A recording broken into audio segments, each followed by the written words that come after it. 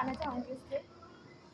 पहले तो मैंने बताया भगवत गीता का मीनिंग, सॉन्ग ऑफ गॉड, और फिर मैंने बताया भगवत गीता और भागवतम में अंतर। किसी को याद है? चलो, भगवत गीता का मीनिंग मैंने बताया, भगवान कृष्ण और अर्जुन का संवाद, जो उनका ज्ञान है, जो श्री कृष्ण ज्ञान देते हैं अर्जुन को। और श्रीमद् भागवतम का मीनिंग है, उसमें भगवान की लीलाएं, अवतार आदि के बारे में है। और जो भगवत गीता है वो 3 भागों में डिवाइडेड है।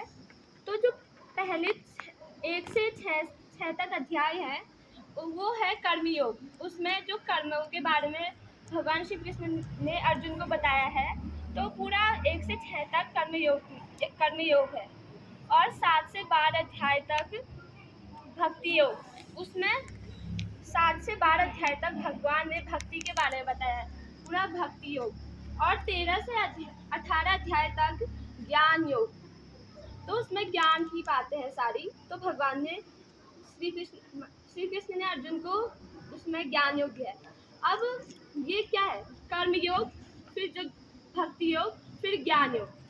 तो जैसा आपने इसमें देखा कि पहले कर्म योग, फिर भक्ति योग, फिर ज्ञान योग।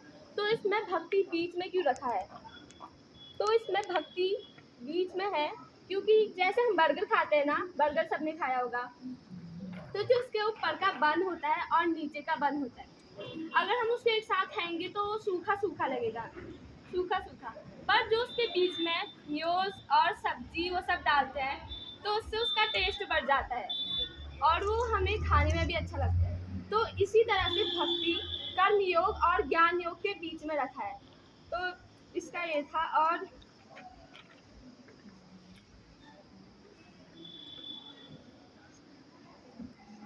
जैसा सबको पता होगा कि कहते हैं अर्जुन युद्ध नहीं करना चाहता था, तो श्री कृष्ण से कहता है, तो उसके कुछ कारण थे क्यों भक्ति, तो क्यों युद्ध क्यों नहीं करना चाहता था।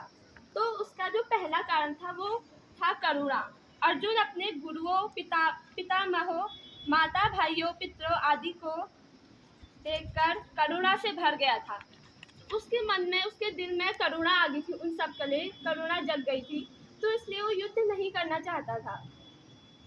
और फिर है दूसरा कारण, लोभ या भोग की इच्छा। अर्जुन सोच रहा था, अगर मुझे अपने परिवार वालों को मारकर राज्य, धन, संपत्ति मिल भी गई तो मैं ये सब किसे दिखाऊंगा।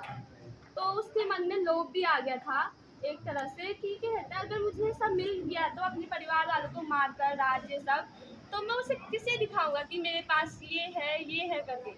तो इसलिए दूसरा कारण ये था। और तीसरा कारण जो था वो है पाप कर्म का भय। तो उसके मन में ये भी जग गया था कि अर्जुन विचार करता है कि अगर मैंने इन सबको मार दिया तो हम पे पाप चढ़ेगा, हमें नरक जाना पड़ेगा। उसके मन में पाप का भय बैठ गया था और उसने सोचा कि हमें तो, अगर मैं अपने परिवार वालों को मारूंगा तो हमें फिर नरक जाना पड़ेगा। और था पारिवारिक परंपरा का विनाश। जो पारिवारिक परंपरा है उसका भी विनाश हो जाएगा। और फिर जो 5वां और लास्ट, संदेश। अर्जुन समझ नहीं पा रहा था कि अब वो क्या करे। तो इसी प्रकार